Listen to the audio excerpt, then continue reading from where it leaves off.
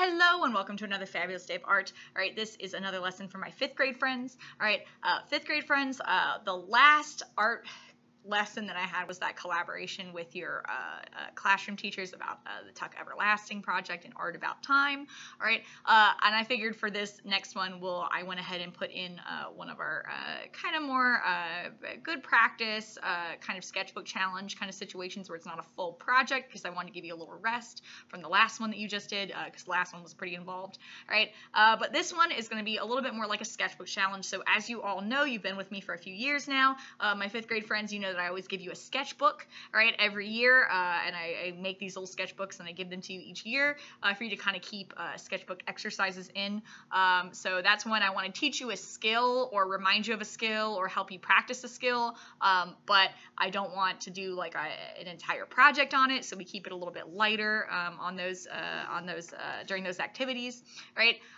So today we're going to be doing a sketchbook challenge, all right, so it shouldn't take very long. What you are going to need is you're going to need at least 2 pieces of paper. If you don't already have like a sketchbook at home that you're using, you can just get 2 pieces of paper and a pencil, right? That's all you really need. I would say to make it a little bit more fun, for yourself, if you have some way to color things in like crayons, colored pencils, markers, paint, whatever you got, you could, use those as well. What we're going to be talking about today is the word proportion. Proportion, all right, is one of the principles of design. Look at that. All right, proportion is this one down here at the bottom. Get my poster. All right. Proportion is drawing things to scale in a picture. Have you ever seen a picture where somebody drew a beautiful picture, but things aren't quite in proportion? So things aren't quite in scale. So my example here is this dog is huge, and here's the person, right?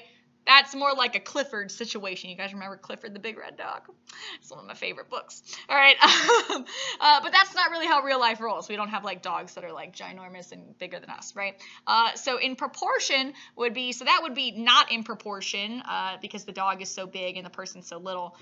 In proportion is drawing things to proper scale. So that would be the person is bigger than the dog, right? So that's one of those things that's, you say, oh, I'm a 5th grader, Mrs. O'Neill. Of course I know to draw things in scale. You'd think that, but, more people than you'd think will kind of forget that, and that's okay. Maybe you just haven't practiced as much as your friend next to you with doing proportions and keeping things in proportion. So today is all about practicing your proportions and keeping things in scale. So I asked you to get 2 pieces of paper, right? That's because paper number 1, we'll go ahead and name this one paper number 1, is going to be the paper where you draw everything not in proportion. You draw everything like crazy bananas, right? That's going to be your example of what not to do, right? So you're going to have a little bit of fun, just like I did on this when I made this poster, to kind of, make one where it looks ridiculous and you're like, that would not happen.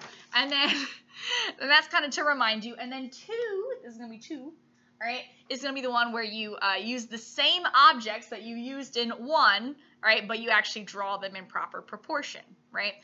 So that'll be a kind of a fun exercise for you to do where you're saying, okay, in this one, I'm using a set of objects and I'm not going to make them in proportion. And then in the second drawing, I'm going to use the same objects from drawing number 1, but I'm going to make them actually look in the size that they would be next to each other, okay? So that's kind of what we're going to be doing today. I'm very excited about it. I hope you are excited as well. And because we're not normally, if we were here together, what I would be doing is I'd be like, oh, like, do this, and then, and we might like call out different objects, and that'd be kind of like a fun interactive piece where I'd let you guys kind of, call out an object, and then, you draw that one in, and then a different object or a different character, and then you add that one in, and we kind of like do the sizes differently, all right? But for this, because we're still virtual friends, all right, right now, I'm just going to have you just do it this way where you're just going to get to pick. So you'll just get to pick what objects and what characters and things like that, maybe animals, people, objects that you're going to put in the picture here. So let's go ahead and get started. Are you ready? Do you have your pencils and your paper? Yes? Let's do this. Okay, so box number 1. I'm going to go ahead and let's see some of the objects I want to draw. I'm going to do a ginormous person where they could not possibly be this tall in relation to the other things that I'm going to do. they're huge. They're going off the paper. They're so huge.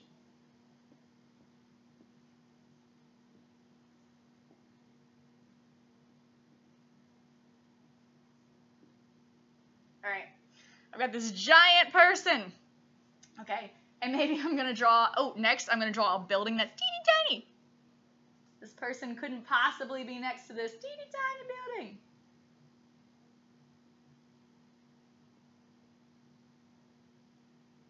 All right, this teeny tiny little building over here. There we go. All right. And maybe I've got like a tree that's kind of in the middle size. Doesn't make any sense. Tree. There you go. And then maybe I'm going to do, let's see. What else can I do to kind of make this a little funky and fun? Let's see. What if I have a ginormous, I know what I'm going to do. I'm going to do a ginormous, you can only see like part of its face, kitty cat.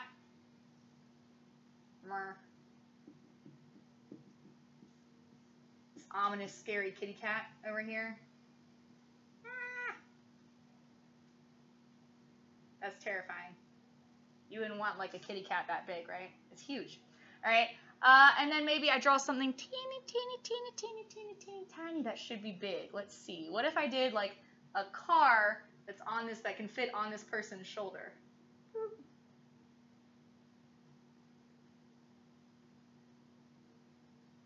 Vroom, vroom. Little car. It's teeny tiny. All right. Car shouldn't be that teeny tiny. All right. Let's see. What other things can I draw out of proportion? Are you ready? Let's do, oh, you know what? I know what I'm going to do. I'm going to do a pencil that's huge. Let me use a different color so you can see it a little bit better. All right. A pencil that is just ginormous. And you're like, no, that would never happen. It's cutting through this person.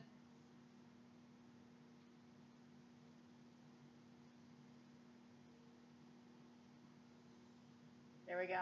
Okay, so we've got a few objects that are not in correct proportion, right? This is number one. This is not in proportion.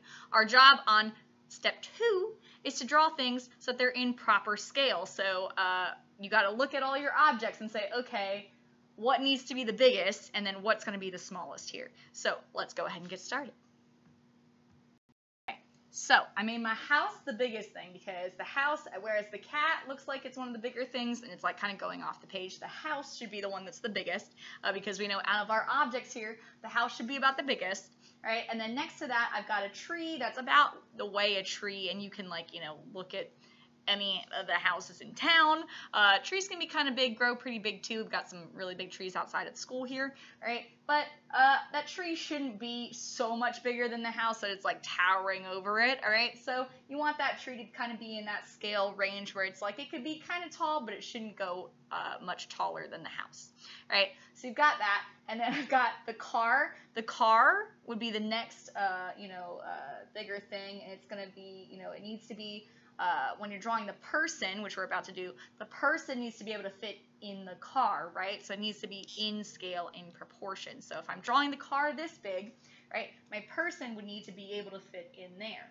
So I'm going to draw my person. I'm going to make sure my person is in scale. So the shapes, I'm just, all of these are shapes. I'm just drawing them at different sizes. That's really all doing proportion and scale is.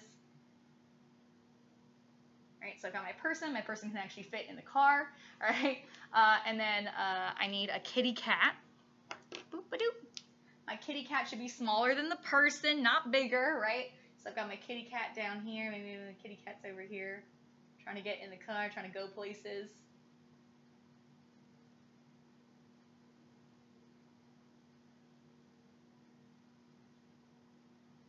All right, so I got my kitty cat.